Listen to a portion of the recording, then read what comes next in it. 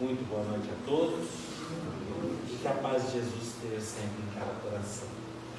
Vamos nesse momento fechando os nossos olhos, elevando os nossos pensamentos e buscando o nosso Pai maior, agradecendo por toda a espiritualidade amiga que nos envolve, aos nossos mentores, aos nossos protetores, aqueles que vieram conosco igualmente para poder absorver, assistir, aprender alguma coisa, e aqueles que vieram auxiliar, aos mentores dessa casa, enfim, toda a espiritualidade amiga que nos envolve. As fraternidades amigas do espaço que cuidam da proteção desse ambiente e da orientação para o aprendizado e o desenvolvimento de trabalhos mais sublimes.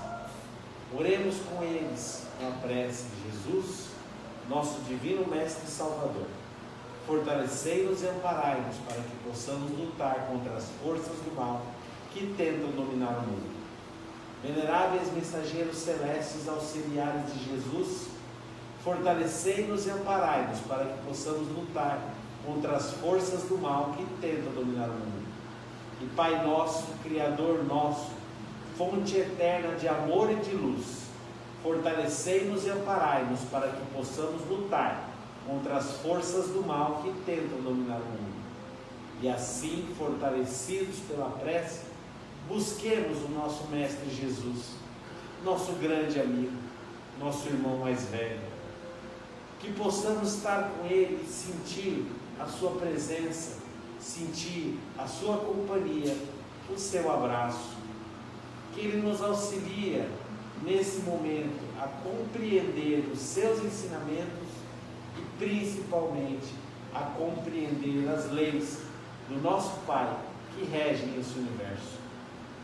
Que possamos juntos com Jesus e com toda a espiritualidade amiga elevar o pensamento até o nosso Criador, rogando-lhe as bênçãos para mais esse nosso trabalho de hoje. Pai nosso que está nos céus, santificado seja teu nome, que venha teu reino e seja feita a tua vontade, aqui na terra como é no céu. O pão nosso de cada dia nos dai hoje. Perdoa, Pai, as nossas dívidas, assim como perdoamos os nossos devedores. E não nos deixe cair em tentação, mas livrai-nos, Senhor, de todo mal, principalmente de praticar. Porque a ti pertence o poder, o reino e a glória para toda a eternidade. E assim, sobre as bênçãos do Pai e a companhia de Jesus e nossos amigos, iniciamos então os nossos trabalhos de hoje. Que assim seja.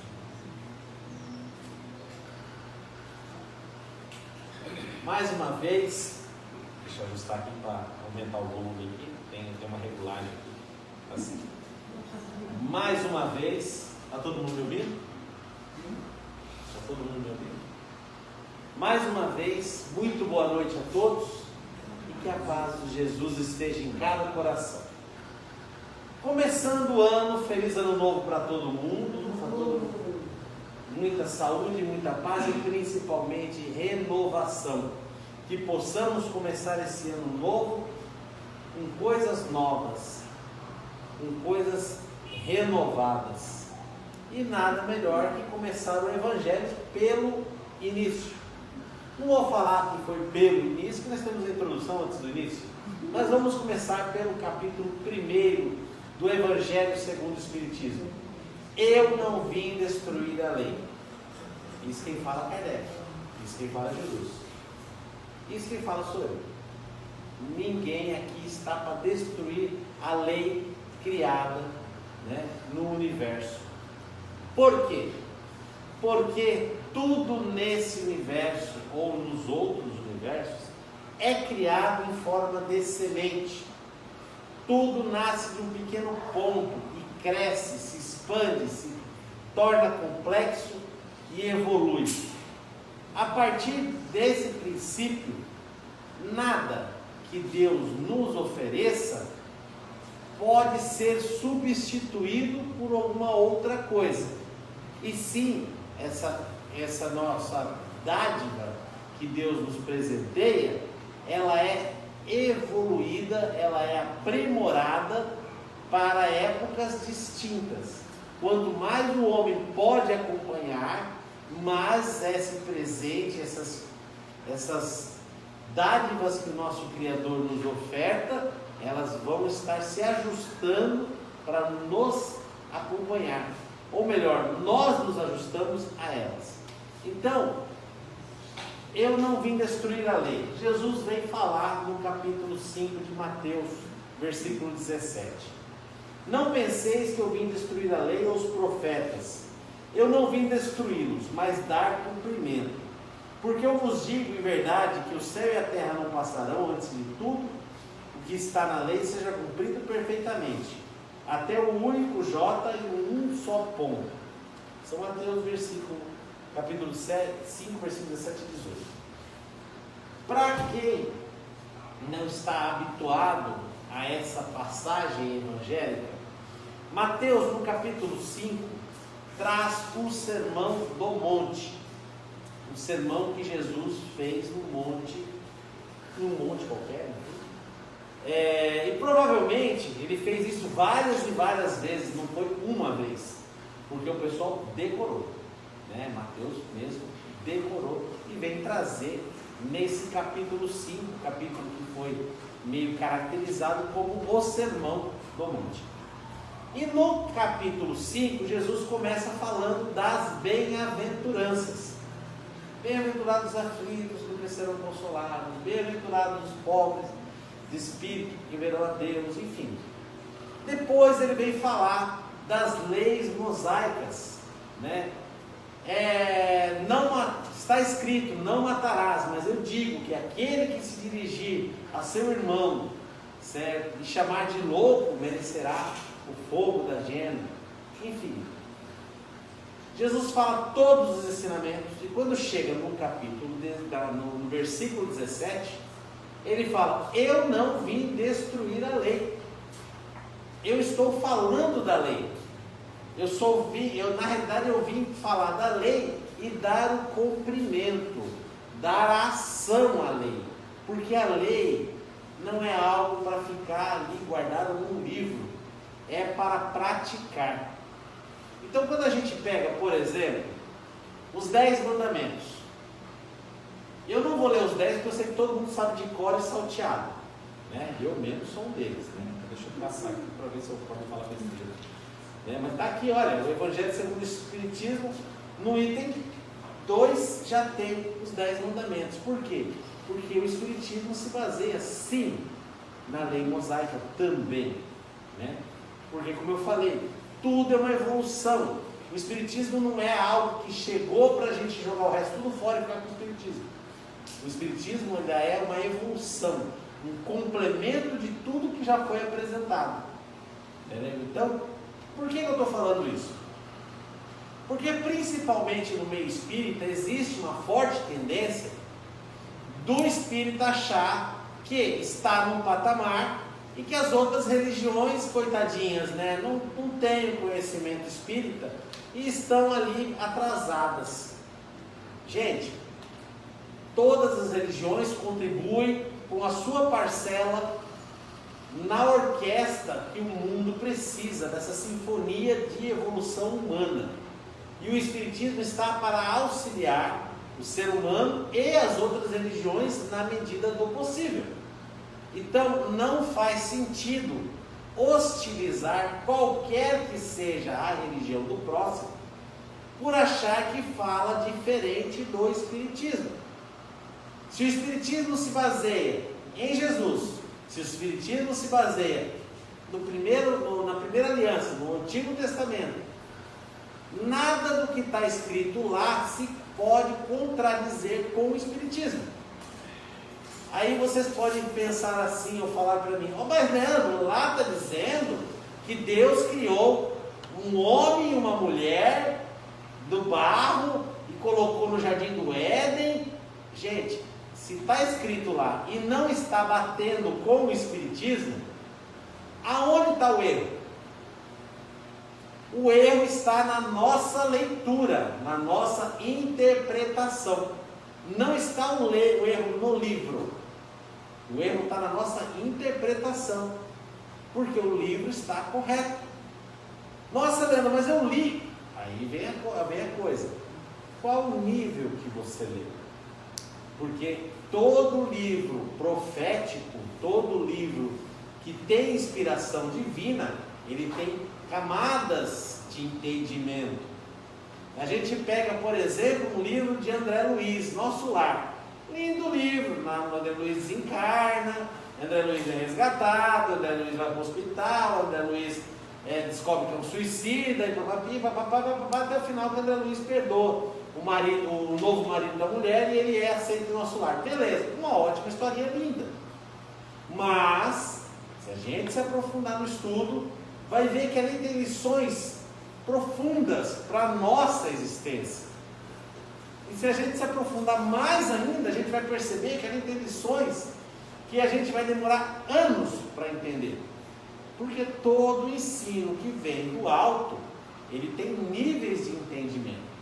E com a Bíblia, com o Velho Testamento, não é diferente disso. Todo aquele que lê pela superfície vai achar realmente estranho.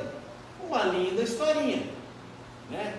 Mas toda linda historinha que tem inspiração divina, e quase todas têm, toda linda historinha que tem inspiração divina, ela tem uma mensagem mais profunda. E como saber se essa linda historinha tem inspiração divina?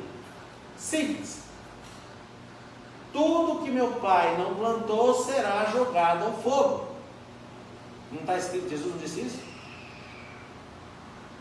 Vocês estão aí? Ninguém balança nem a cabeça. Jesus disse isso, né? Tudo que meu pai, toda semente que meu pai, toda planta que meu pai não plantou, será lançada ao fogo. Então, se passou o tempo e aquilo persiste, foi Deus que plantou. Se a Bíblia está rolando aí há 3.000 anos, será que foi Deus que colocou ali ou será que foi os homens? A gente tem muito dessa, né? Foi os homens. 3.000 anos? Olha, por mais que a gente tente colocar alguma coisa na terra, não dura mais que 50, que 80, que 100 anos. 3.000 anos. Então, o que cabe a nós é começar a perceber, ter a empatia de unir, né, todas as religiões, todas as crenças ao nosso redor. Porque o Espiritismo ele veio para isso. A nova era, aqui no capítulo Eu Não Vim Destruir a Lei, Kardec coloca Moisés, coloca o Cristo, coloca o Espiritismo, as três grandes revelações. Junto com isso veio os profetas e veio as outras obras menores, que aí você tem, o Espiritismo tem, lógico, André Luiz, Emmanuel, muita coisa.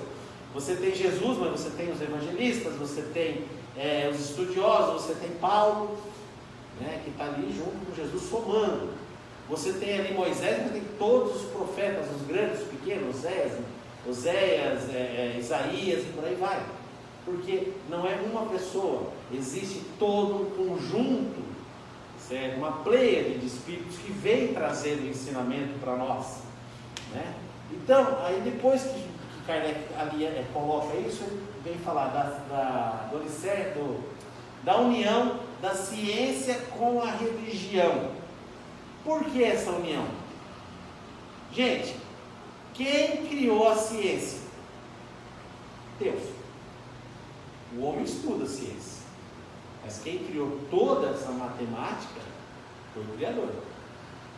Quem juntou os átomos, quem deu poder magnético às partículas subatômicas, quem criou a atração subatômica, quem criou a aglutinação da matéria, quem doou o fluido cósmico universal, foi o Criador. Então toda a ciência nasce em Deus, está em Deus. O homem estuda a ciência? Estuda. Mas a ciência não aceita Deus. É uma incongruência, não tem jeito. Você pode não aceitar Deus, mas Deus está ali. Einstein mesmo falava, não é possível que tudo isso, não existe uma inteligência superior governando tudo isso. Quer chamar do quê? O que você quiser. Alguns chamam de Deus, né? Então a ciência estuda Deus, a religião estuda Deus. Por que estão separadas? Questões políticas e históricas. O que acontece? O ser humano tem uma grande tendência de ter o seu personalismo, o seu interesse pessoal, ele quer se prevalecer. Então isso é uma característica humana. O que aconteceu? Durante a história, toda vez que um poder toma a frente, ele quer aniquilar quem está à volta. Então, por exemplo, você tinha o paganismo, aí veio o cristianismo, o paganismo desceu a lenha dos cristãos, até a hora que os cristãos foram aceitos pela maioria. Aí os cristãos desceram a lenha do paganismo, que não faz sentido. Aí veio a religião dominando o mundo, desceram a lenha na ciência. Aí a ciência começa a estudar e começa a ganhar força, aí ela desce a lenha na religião. Faz sentido? Não faz. Isso só é característica do quê? Ainda da nossa inferioridade moral. O Espiritismo, ele vem unir a ciência com a religião. Lógico. Só vai conseguir unir quando os homens abrirem seus corações e parar de querer se achar mais certo uns do que os outros. Da mesma forma que as religiões só vão conseguir se unir quando querer parar de se considerar a mais perfeita, a única que salva, o único caminho, né? Porque nós temos essa tendência. A gente vai falar com um irmão evangélico, ele acha que ele é o único que vai ser salvo. A gente fala com um católico, ele fala que é o único que vai ser salvo. Fala com o espírita fala, tadinho de vocês vão tudo pro umbral, só eu que não sei. Né? Então o que acontece? A gente ainda não está conseguindo usar os mandamentos, os ensinamentos, a lei de Deus para nos unir, para nos agregar, para nos auxiliar de todo mundo evoluir. Por quê? Porque a evolução, ela é individual de cada um, certo? Só que ela só ocorre quando a gente está junto. É engraçado isso, né? A sabedoria de Deus é uma coisa assim tão assim transcendental que a nossa mente não entende. A nossa evolução é individual.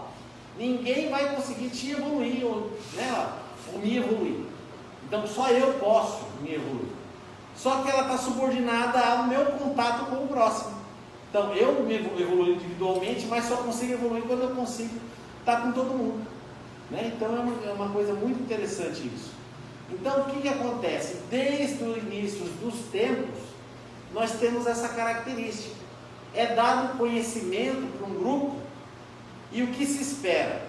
É aquela coisa, estamos na escolinha, né, ali na creche, e aí naquela creche você chega para aquele grupo de três crianças, fala, vou te dar esse brinquedo, que vai te ensinar a ler, é uns bloquinhos, vai te ensinar a ler. Aí você dá para 3 crianças, o que você espera? Que ela aprenda, chame as outras e ensine, todo mundo aprenda. Não. O que elas fazem? Ela aprende, a outra aprende, e agora vamos guardar. Porque deram para mim. Não deram para vocês. O resto que se exploda. Parece uma coisa, mas o ser humano é assim. Foi dado conhecimento arquitetônico para os egípcios.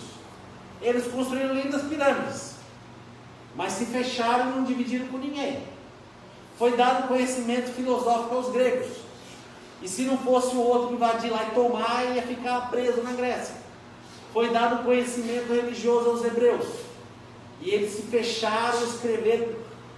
Gente, a Bíblia original é escrita sem ponto, sem vírgula, sem consoante, numa língua que não existe mais.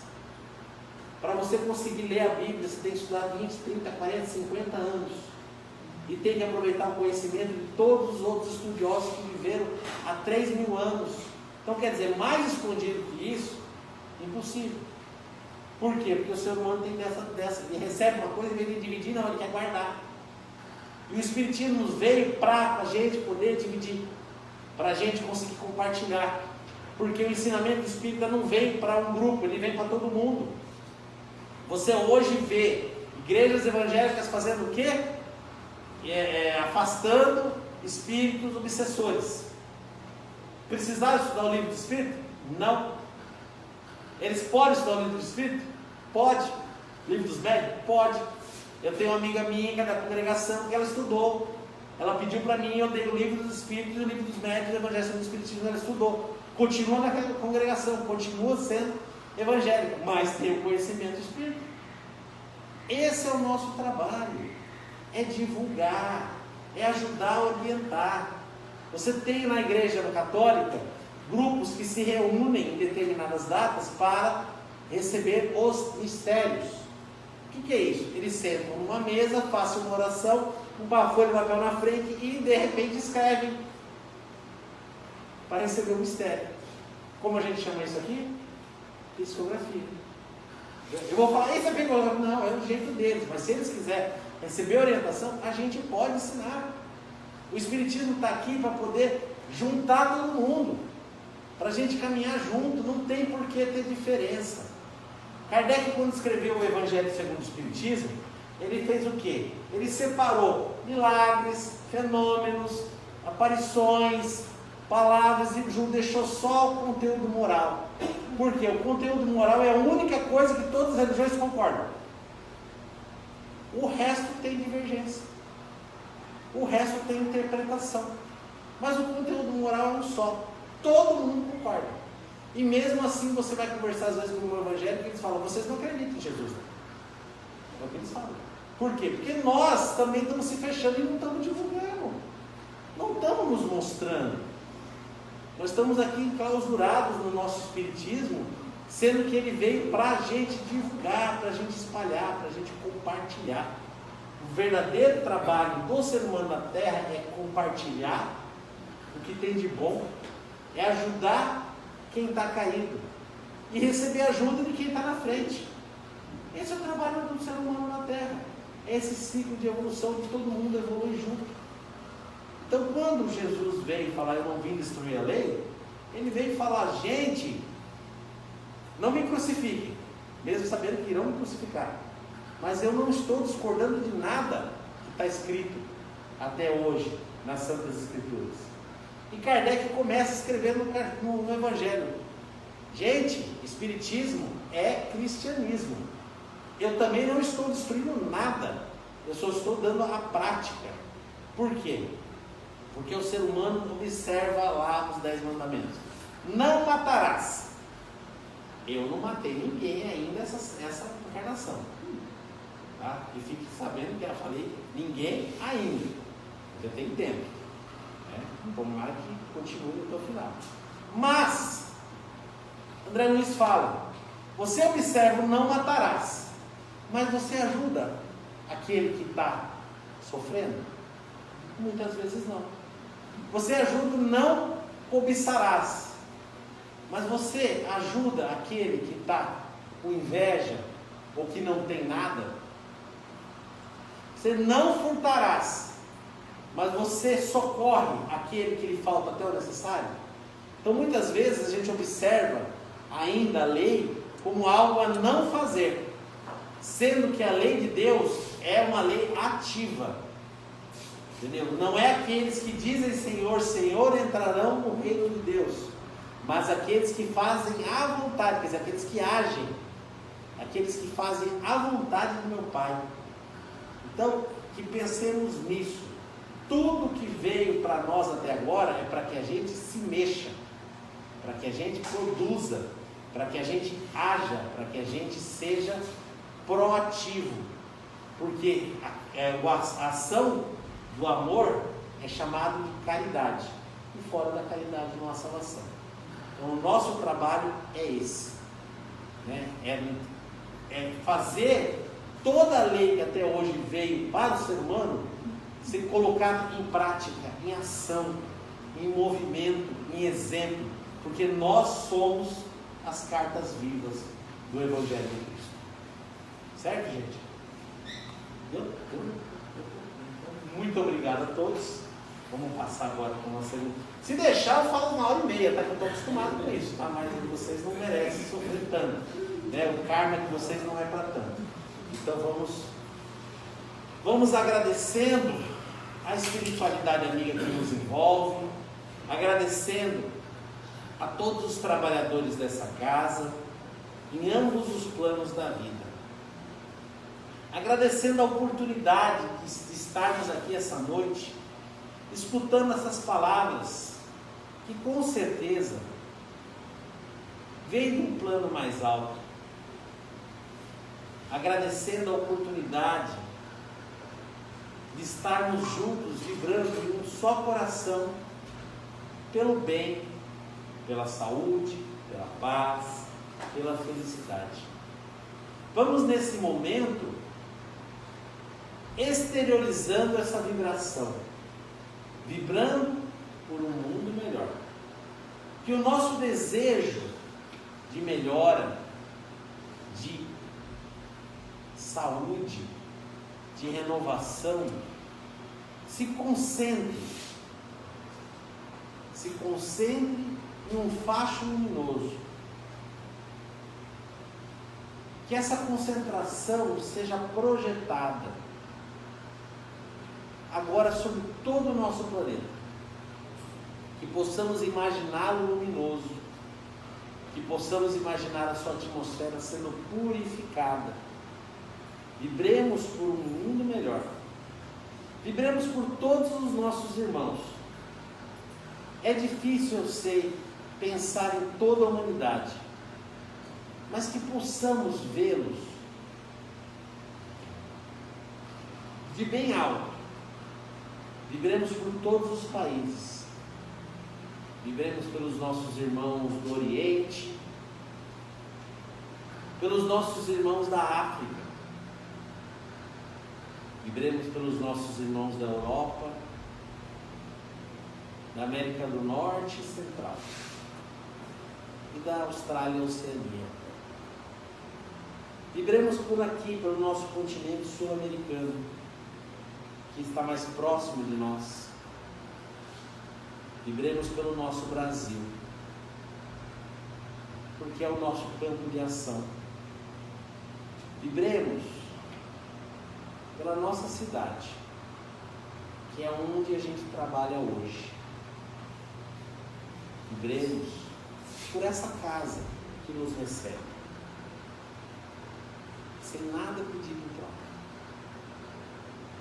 Vibremos pela nossa família, que é campo de trabalho, que viemos para crescer e para fazer melhor. Vibremos por todas as religiões e pelo Espiritismo, que deve ser a cola a juntar todas elas. Vibremos por todos aqueles que convivem conosco, no trabalho, no dia a dia, na família, principalmente por aqueles que a gente não tem afinidade, por aqueles que nos causam desconforto de estar na presença. Imaginamos ele agora, e possamos projetar um jato de luz até o seu coração, para que pouco a pouco possamos construir uma ponte, e nessa ponte uma relação melhor a se fazer, que possamos ter a compaixão e o entendimento de perdoar todos aqueles que nos ofendem e pedir perdão por todas as nossas ofensas, por todos os nossos erros, desleixos, por todos os nossos atos de egoísmo e de orgulho. Vibremos por um mundo melhor. E esse mundo começa dentro de nós. Então vibremos por nós mesmos, para que tenhamos sempre a coragem e a perseverança de continuar em frente, seguindo o Mestre em direção ao nosso Pai. Graças a Deus. E nesse momento, vamos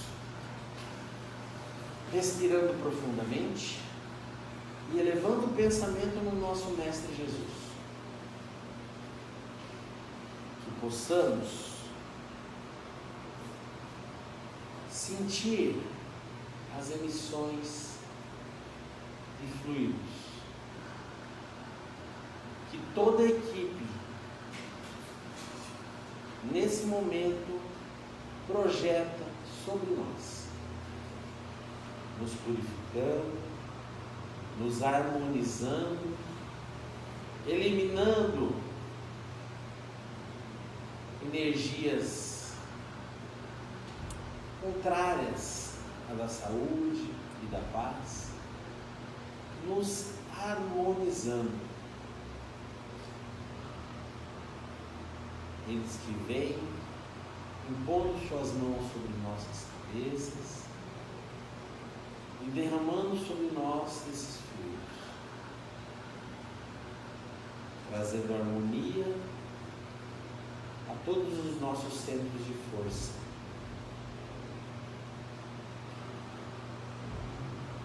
E possamos sentir esses eflúvios e vibrar um agradecimento e auxiliará a limpeza do nosso campo energético. Muito obrigado, Pai, por mais essa bênção. Muito obrigado a todos os trabalhadores, que possamos mais uma vez elevar o pensamento ao nosso Criador e agradecer por tudo que recebemos aqui e em todas as horas da nossa vida.